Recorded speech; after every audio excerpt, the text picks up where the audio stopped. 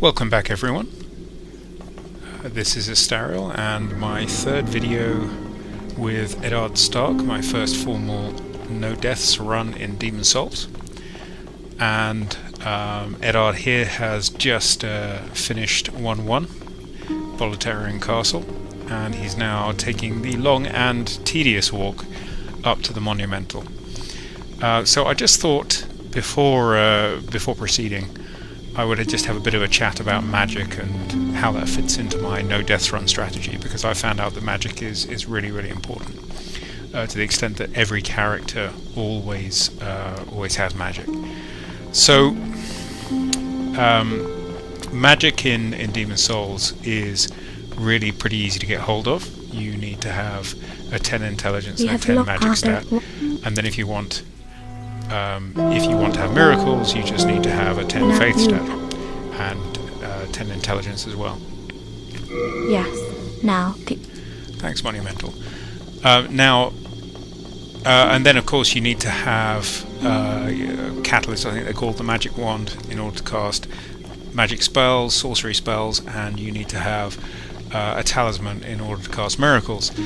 Now, the problem with having both of those, therefore, is that you need to have 2 slots free, and in this game you only get 2 slots per hand.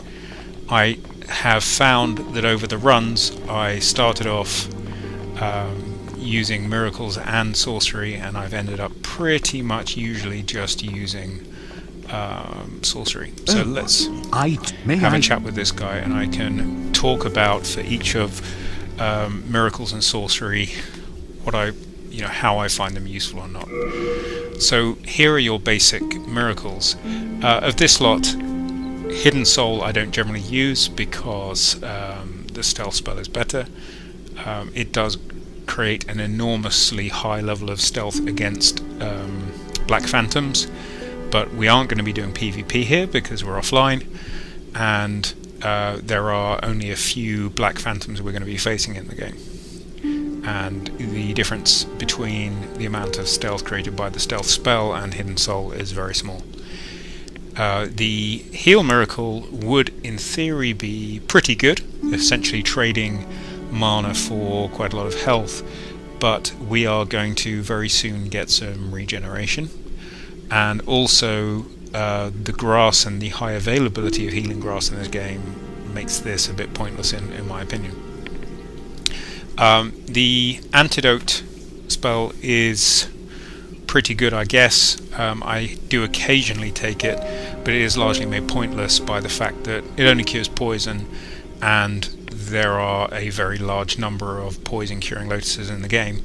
Plus, the best light armor in the game, which is the one we're going to be wearing fairly soon, is also grants a very high resistance against poison. So I don't think we really need that. So of these basic miracles, the ones that you don't need to trade Demon's Souls in for, Evacuate is probably the one that's most useful, except it costs 20,000 souls, which is quite a lot.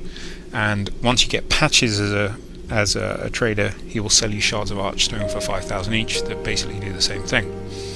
So, I might get Evacuate later. However, in order to use it, you need to have a talisman in your hand. That means you are swapping a wand out of your hand for a talisman.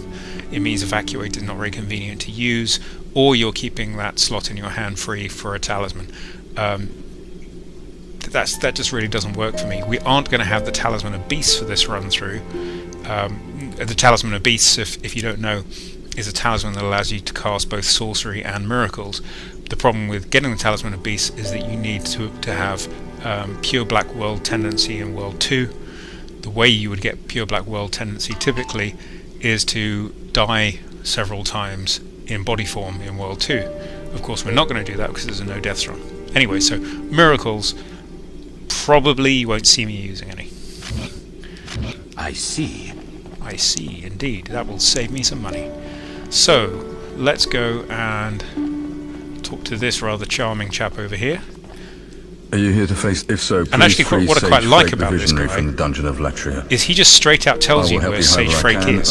Sage Frake is a because where Saint Urbain is a little bit more of a mystery. So I quite like this guy just says, can you save Sage Frake from the dungeons of Latria? And he is there. Anyway, he will teach you quite a few spells in theory. So enchant weapon, I don't tend to use much. You need to have your catalyst in your left hand, which is fine. I do sometimes put it there. The magic enhancement it gives it is not too great, but I tend to be using an inherently enchanted weapon that cannot then be further enchanted. Protection's not a very high level of protection. The warding spell's very good, but this one's generally not worth the spell slot. So let's go back to the top. Soul Arrow is excellent, well worth taking. It deals quite high pure magic damage. The arrow has a fairly long range. It's very cheap, only 5 mana to cast, and the missile moves quickly. It's fantastic. Flame Toss is nearly as good in most of those ways. I think it has a slightly shorter range. It does fire damage rather than magic damage. It does more damage than Soul Arrow, and the fact that it does fire damage means that against some enemies it's definitely better, because some enemies are very vulnerable to fire damage. So it's very useful, and say for World 5, the Flame Toss is a very good spell. However, the main reason that Flame Toss is not so good is that the actual flame missile, if you like, doesn't travel as fast as a Soul Arrow does. Also, it tends to get stuck on scenery. One of the great things about a Soul Arrow, as you'll see when I use it later, is that a Soul Arrow will knock over one of the crystal lizards, whereas the Flame Toss tends to hit the floor before it hits a crystal lizard. So Soul Arrows are great for crystal lizard hunting.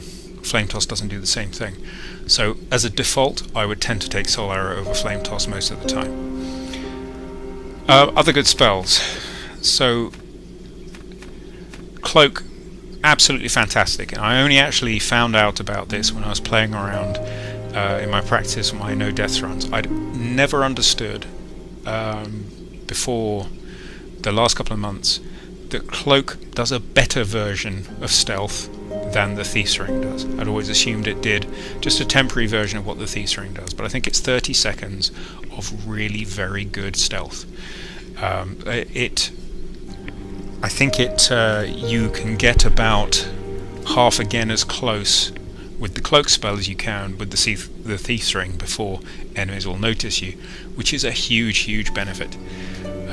So this is a really key piece of kit when it comes to no death runs. I don't take it all the time, but on certain worlds and in certain situations, this is one of my key tips for survival. Water Veil, very useful under certain circumstances, give quite high resistance to fire. Again, a very cheap spell, one we're going to get in a moment. Demon's Prank, I feel like I've not really plumbed the depths of what this is used for.